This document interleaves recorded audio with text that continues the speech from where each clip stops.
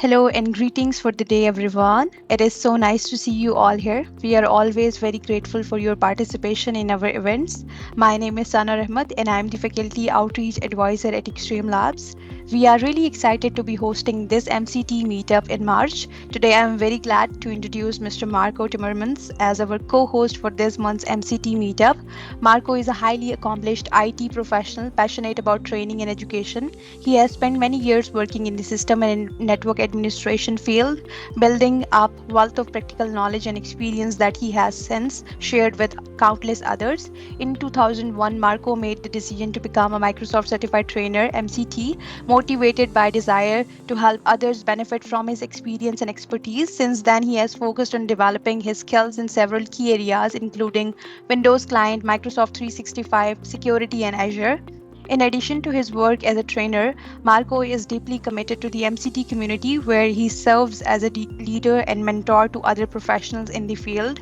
Beyond his Microsoft certifications, Marco is also a certified ethical hacker and EC Council instructor, reflecting his strong interest in cybersecurity and commitment to helping others stay safe and secure in an increasingly digital world. I would like all of you to please welcome Mr. Marco, and without any further ado, I would like to hand over this session to you. The stage is all yours, Marco. Thank you very much. Thank you very much. What an introduction. That is, that makes a little of my one of my slides not so necessary, but let's have a look. Welcome to the March 2023 session. We are going to talk about the kind of students that we might have in class, and I think you will all recognize a few of them. This is not like a list that is 100% accurate. There might be more. There might be others that you have experienced and I haven't yet. This is just a few that I've seen so far. And yes, well, this is me. Like Sana already told, MCT since 2001, in IT since 1992. I've been a regional lead for 7 years when we started the program. Located in the Netherlands, I am a member, as some of our participants, of the organizing committee for the MCT summit the next one that we will hold for Europe in the Netherlands. And if you need to contact me, there's my email address. So that should all be clear. And yes, we have so many different type of people in class. Like, for instance, we have the ideal student. I don't see him that much, but okay.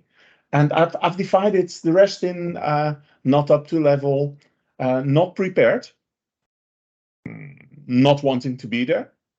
I don't know. Have you ever had a few of those? That really didn't want to be there, but their boss sent them. You have the people that are dreamers, not always, but certain times in class. You have the ones that always are first to answer whatever you're asking. We have some disgruntled ones, and at the end, some dyslectic ones. And if we look at that, let's have a look at the ideal student that we have. Look, for instance, do you recognize this one? This is where you're free to speak. Anyone? We had a few of those in class. May I ask, are you sharing something? Yeah, they're fully prepared. They really want to be there. They were anxious to get into your class. They're participating in everything you're throwing at them. They don't interrupt you too much. And, well, they meet all the prerequisites for class. I can say I've met a couple of that tick four of the 5 boxes. Yeah. And the one they don't tick is that they don't interrupt. They do interrupt too much. Yeah. Okay, but how many of your students, percentage-wise, you think will be in that area? 50%? Oh, I wish. 40? 30? Anyone? 25. 25%. Well, that's already quite good, I would say. Quite good. Then, what would this be?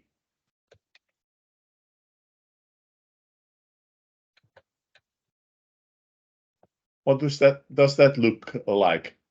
A student that has no clue is not up to the level that we need.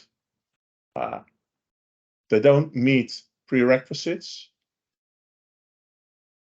HR said they are wonderful. They know so much, yeah, of the little part that they're actually allowed to do. So when are those people a problem in your class? Well, I would say not so much of a problem when it's an in-house training, because then it's not your problem if they don't make it. But if you have it in an open class, what would you do? What would be the best?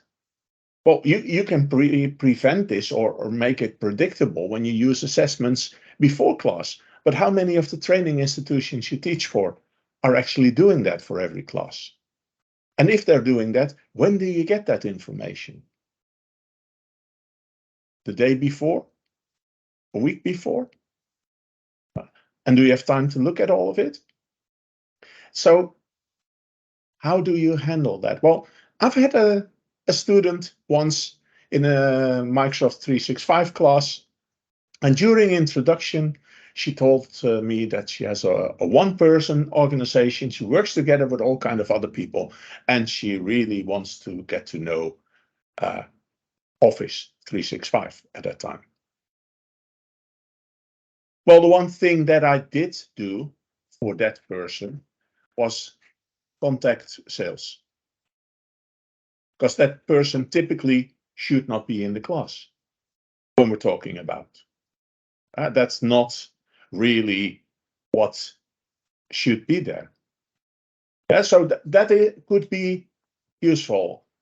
And otherwise, during my introduction round, where they tell, one of my commands always is if people are not meeting the prerequisites. Well, not all of you meet the prerequisites. We can actually solve that. I have to explain a little more, and that's no problem. But it might be that it will take some extra time. Yeah, and then what you actually are saying is that I don't know whether I can finish everything in the training to do during class hours. So either we take some extra hours or we skip some things. Does that sound familiar?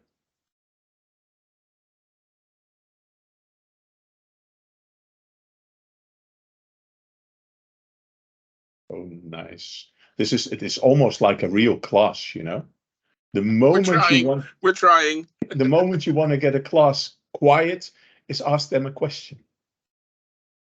That doesn't matter how much noise they make. The moment you ask a question, you can hear a needle fall.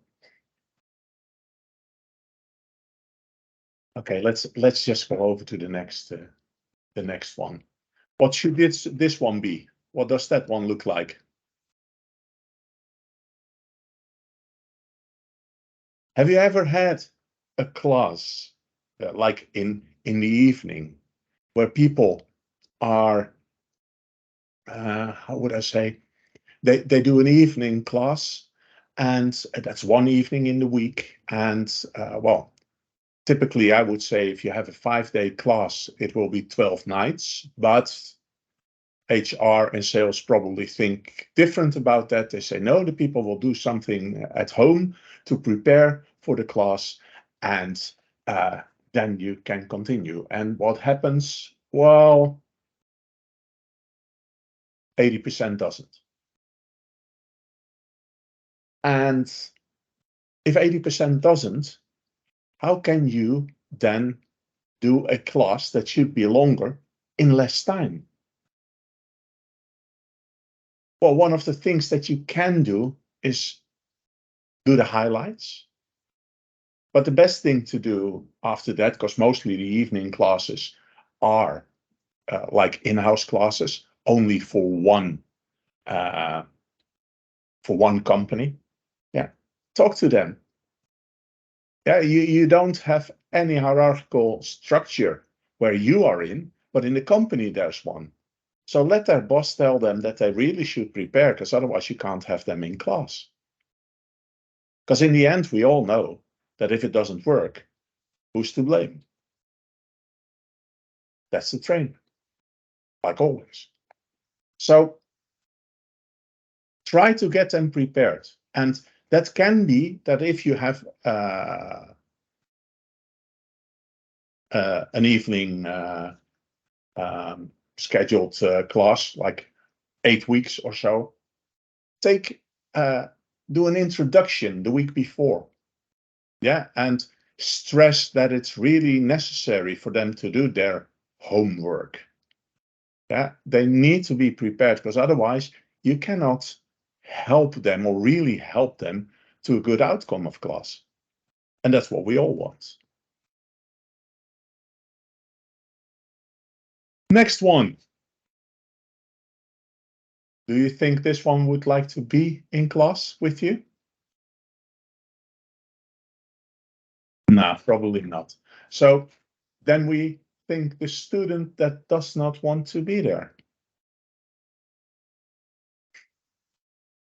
Reminds me of a class that I once had to do in Brussels, where I had to teach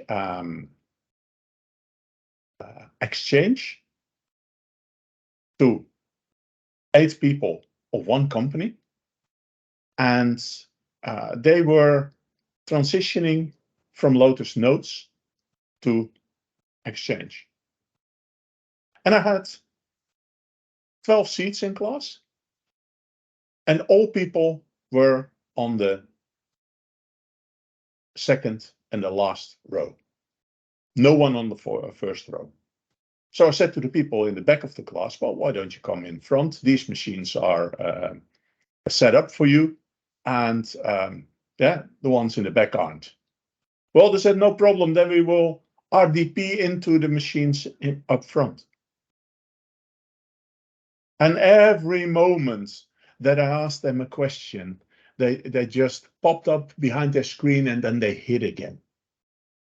So they really didn't want to be there. Yeah, they were sent, they had to go. And it is so annoying to work with them. And then they, in the end, the boss had a complaint about me, because the people in the back row didn't like it. I probably said too much to them, and then one of the sales came into the room, looked at it and apologized to me for having those people in class. Half of them wanted to do it, and the other 4 didn't want to be there. And that's very hard. But please, if you have something like that, talk to the training center, talk to the sales. Have it adjusted as soon as possible. Because you can think to ignore them, but, well, that's very good on your evaluation. Not. Actually, I would say, how about people who don't want to turn on their camera in class? How should you handle that? And I'm not talking about this session. I'm talking about an online class where you want to be interactive with the people and you don't have a clue whether they're there or not. Well, you could ask a lot of questions, and then probably, well, you don't know whether they don't want to answer or whether they're not there. But how do you guys solve that one if they don't want to turn on their camera? then feel free to respond either in chat or in voice.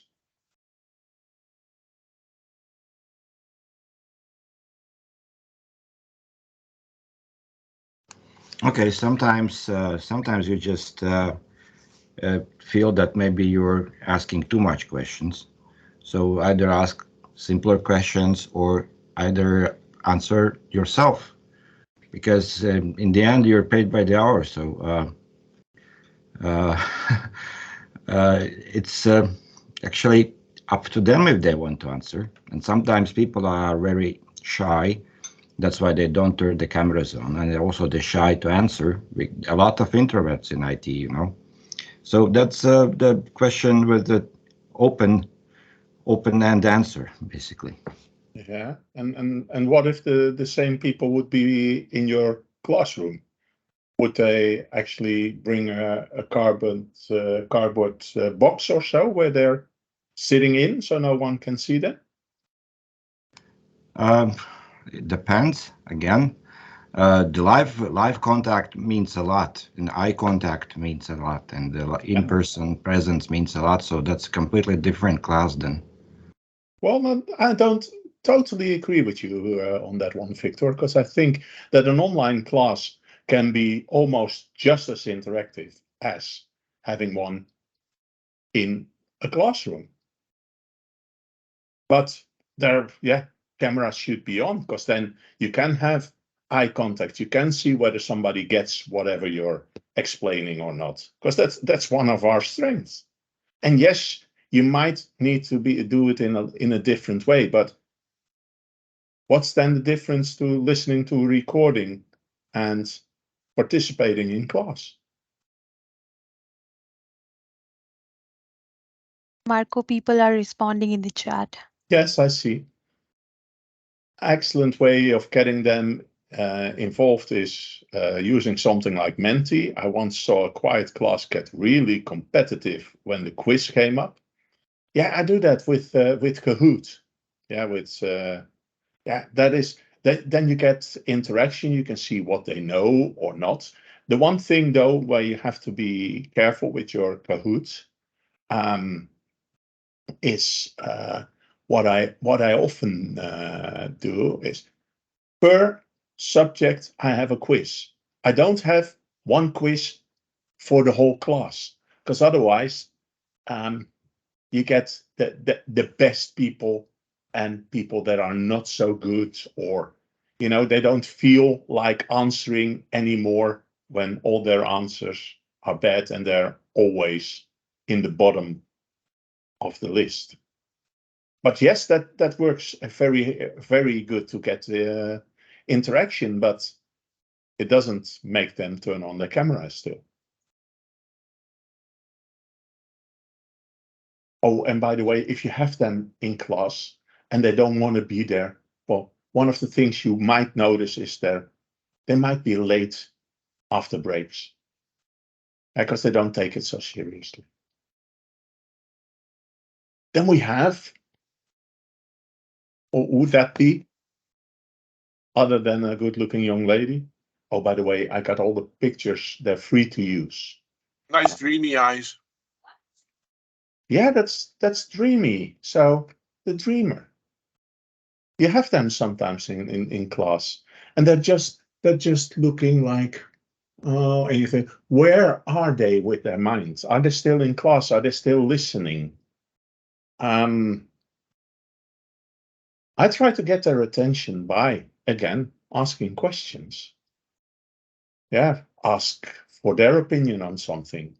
And I explain them quite in the beginning of class that my asking questions is not about getting the right answer. It's more about getting their way of thinking. How do they solve something? Where are they thinking? How can I adjust their way of thinking to where it should be for that problem? And yeah, well, what can be causes of dreamers in class? Well, it could be that they really have something else on their mind. And that could be from very positive to very, very negative.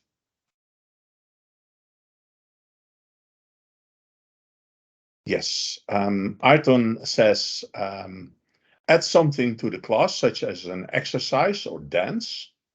Whoa, that's a nice one. Or ask students directly to get them also at the start of the class. Have them introduce themselves to become comfortable with the other participants. Well, first thing I always do is I call it before the break on day one. I introduce myself, I tell my story, I tell my hobbies, and I ask them to do the same. So in the default questions, I add a few. I add their first operating system because I'm not a developer, I'm an IT pro, so I want to know from where they got into. I'm mostly started a little before my students with IT, so I can see where they got in, and that helps me giving my examples. But I also ask them for their hobbies. And that helps to get you could say, a way of reaching them through their hobbies to have interest in them and give examples that relate to that. And furthermore, well, there have been times that we could actually start a band in class. Yeah, one was playing the guitar, another was playing drums, another was playing piano. And there is already something that they feel comfortable to talk to themselves. I always like an online class where during a break or during a lab, people start having conversations with each other. Yeah, they don't sit next to each other, but it is still like they're sitting next to each other. And yes, then it helps to have the camera on. But it could be with a dreamer that there is an underlying problem at that moment. They're just not there because somebody at home is sick, or they're waiting for an important phone call or whatever. Yeah, you can be open to them. Always do it on a one-on-one status, yeah, not in class full with all the other people, but then they can explain. Once had a game with Legos to grab attention of delegates looking outside. Oh, delegates looking outside. That reminds me of a class I was doing for, there were only men, and they were about age range 18 to 22 or so. And we were having a classroom at ground floor level. And next to the classroom, there was a bus stop. And next to the building was a secretary school. Can you imagine when the bus stopped at the bus stop? And all the young guys were looking out like, you can't get attention anymore. So we just did like a quiz. What was the best looking one that came in? And then it took 5 minutes and we could continue. Yeah, so if you can't fight them, join them is mostly the thing to do. The next one. You ever had that one in class? The guy or girl who's always first? Every question you ask, they have an answer. And it might be the right answer. But like I said, I'm not interested in the right answer. I'm not interested in a chat GPT in class. Yeah, I'd like to see how they get to an answer. So what do you do with those people? It doesn't mean that they're always right, and yes, it can be very disruptive. It can be intimidating to other students. Hey, why would we say something? Because he always gives the answer. So what do you guys do in that situation? And feel free to answer in the chat. Feel free to do it verbally. I guess I will ask questions directly to some other people who are willing to answer, or to at least start discussion, instead of just having one general question in the open. Yeah, but you know those people. Yeah, I say, hey, Walter, do you know? And then always first is already answering. Well, then I know you. I know you know the answer, but I'm asking someone else to see if they can explain why they think what their answer is. Yeah. And then we can see what the differences between the answers are, and then together discuss how we can even improve for both of them. Mm-hmm. Yeah, I mostly take at the first break. I just take that person to the side and make a deal with him or her and say, well, when the question is, I know you know the answer.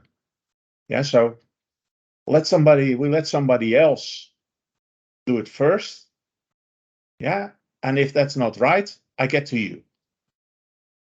Yeah, and then yes, what Ayrton is saying, I asked the person to help me verify if the answer was correct and turn that person into a sport trainer. Yes, let them help, but also explain to them that you're not so interested in the answer as is, because hey, you can Google or do whatever you like in that area, but you're more interested in letting people think to get to an answer, because always when they get to the answer themselves, they will remember.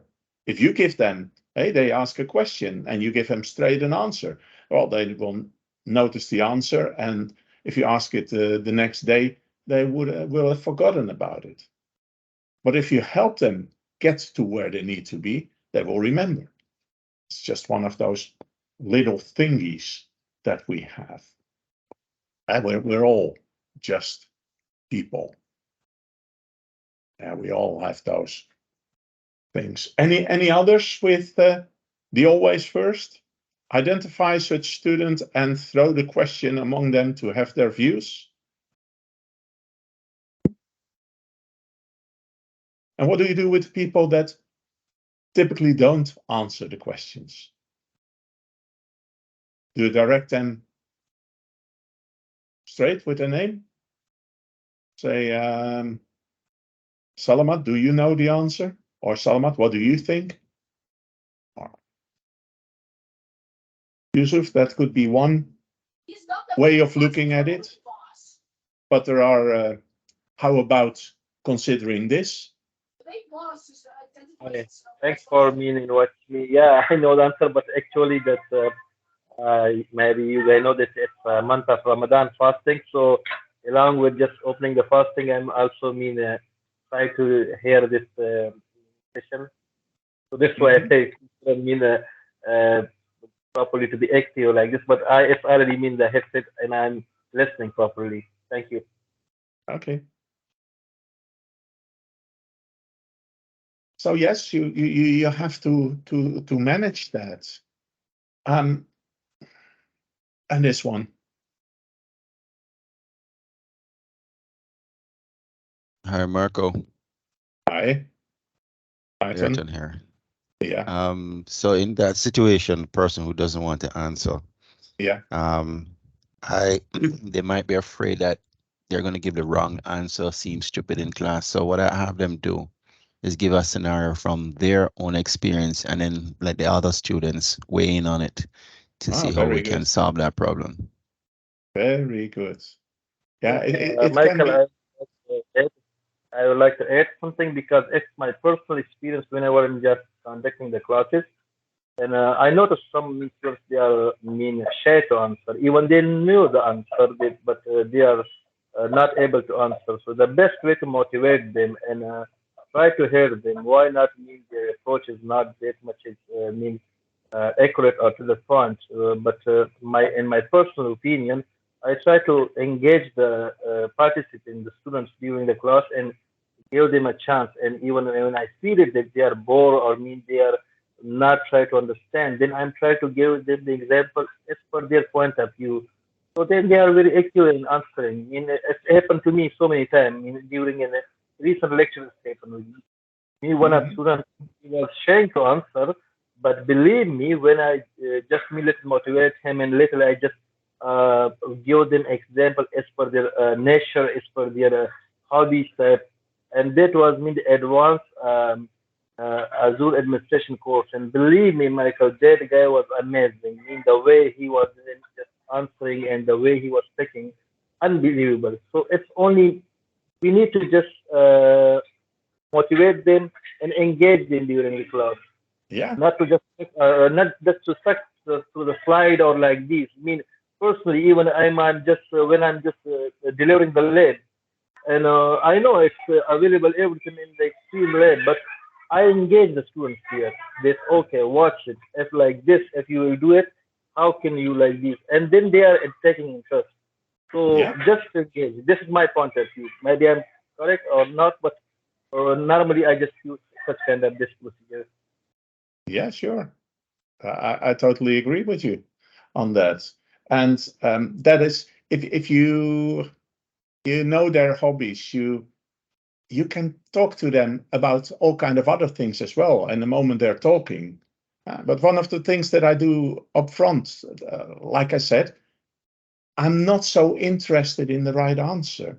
And I will tell them, if you would know all the answers to all my questions, you probably shouldn't be here in class. Why are you here? You know everything already. I do agree with you, Michael. This is the way. If the students attending, they knew the answer, then why they supposed to be in our classes? And believe me, why not they just give me the wrong answer?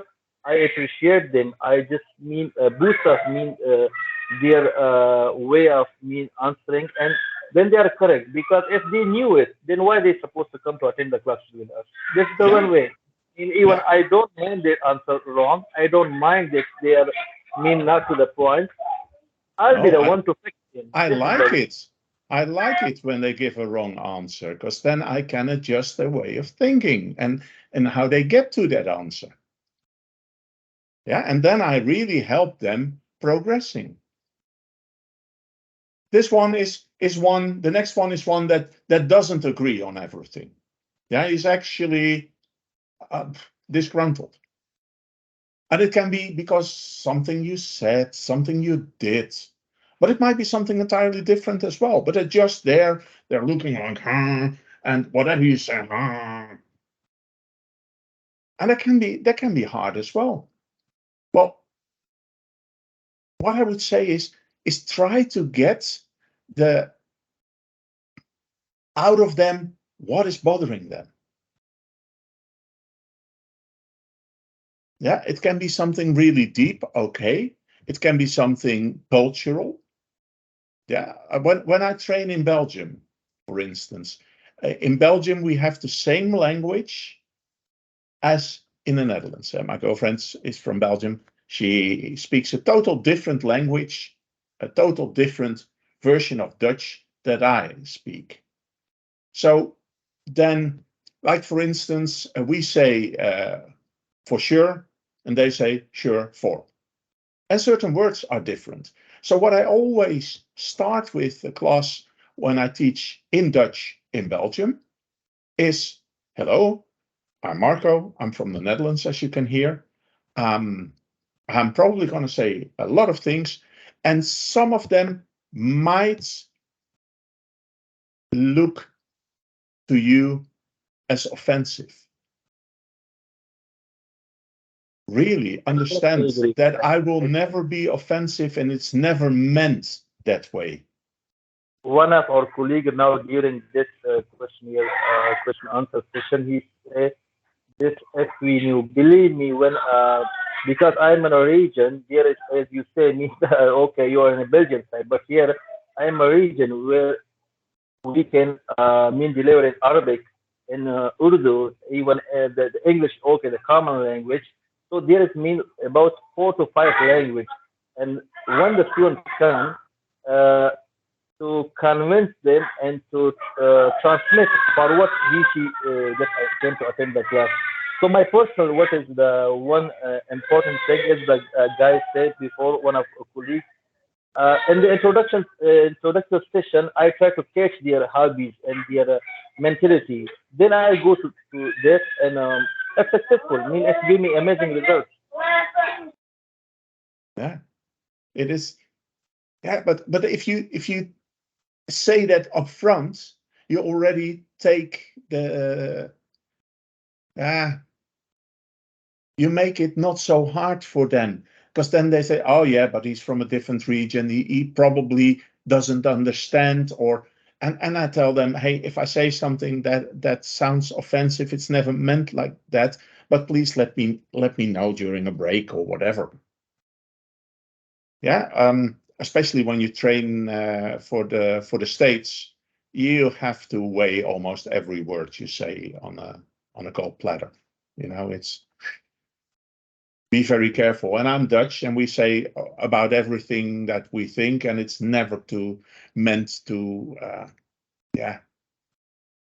to hurt someone. Because if we really want to hurt someone, we have some other words for that. Yeah, so that's mostly the thing. But yeah, you have to handle it if you have a disgruntled student. For one, it's very bad for your evaluation. And on the other hand, yeah, it's not nice for the person himself. It's not nice for you in class. And it can be very disruptive. Oh yeah, and for evaluations, if you ever have to do an evaluation in Germany, be sure that they know that the highest number, yeah, with the highest denomination is the best. In Germany, if you have a 1, you're the best.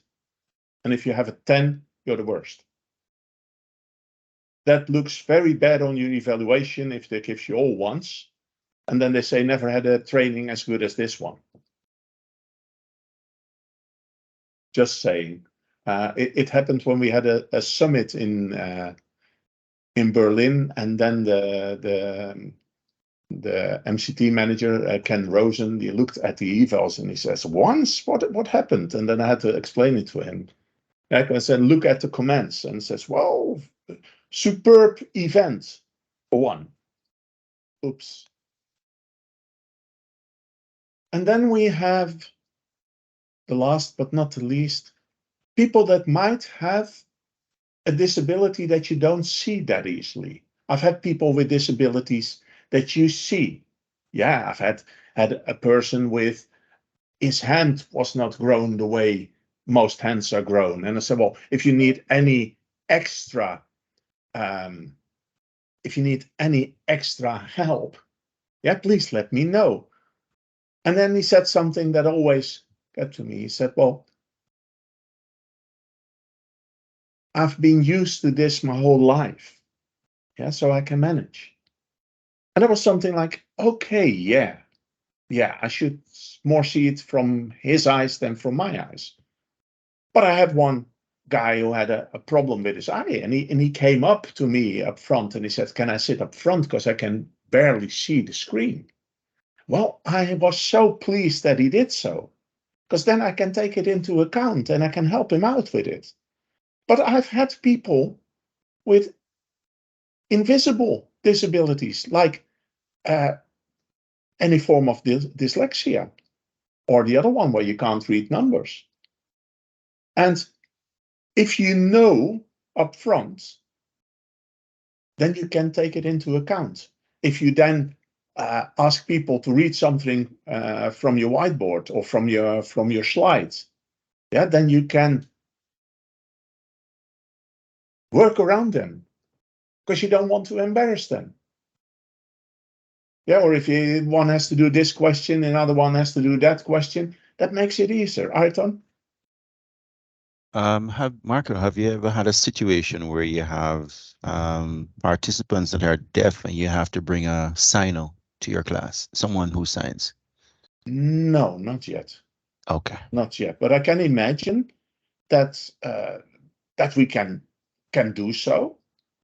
For one thing, if I would have a person like that in, I would make sure that I wouldn't speak too fast, and I would introduce breaks in the speaking. That's always a good idea, but even a little more, perhaps, to give the person the time to do the translation, because it's more or less the same as when you have people in class that are not totally well with the language, and it needs to be translated. Or like I said, I do a lot of classes in Belgium where you have people that speak French and you have people that speak Dutch. So most classes for that combined group are in English. And typically the Dutch speaking, the Flemish, speak better English than the French speaking, the Wallonians. So then you have to do something similar. But again, it is good if you know it up front. Yeah. Anything you know beforehand, you can handle. Yeah. It might be that the student is unaware of this, their dyslexia. And I got this information from an American site on how to handle students with dyslexia. It can be that they're unaware. But you recognize it because you've had more people that way. People with various states of autism. Yeah, hey, be careful with, they always say, because you might end up working for one. As far as I know, Bill Gates is somewhere on the spectrum. No problem whatsoever. He did quite well, I believe. Yeah, so, but what I learned, the son of my best friend has dyslexia. And then I got him into IT. He's thriving. He's doing well, perfectly. But then he sent me a question in the beginning, and I said, I will answer you later. Well, one of the things people with autism don't understand is the word later. You got to say, hey, I'll call you in an hour or in 2 hours. But later, yeah, when is later? Well, now is later to me. Yeah, because 5 minutes have passed. So again, if you know that, you can prepare for it. You can read into it if you need to, but it helps you.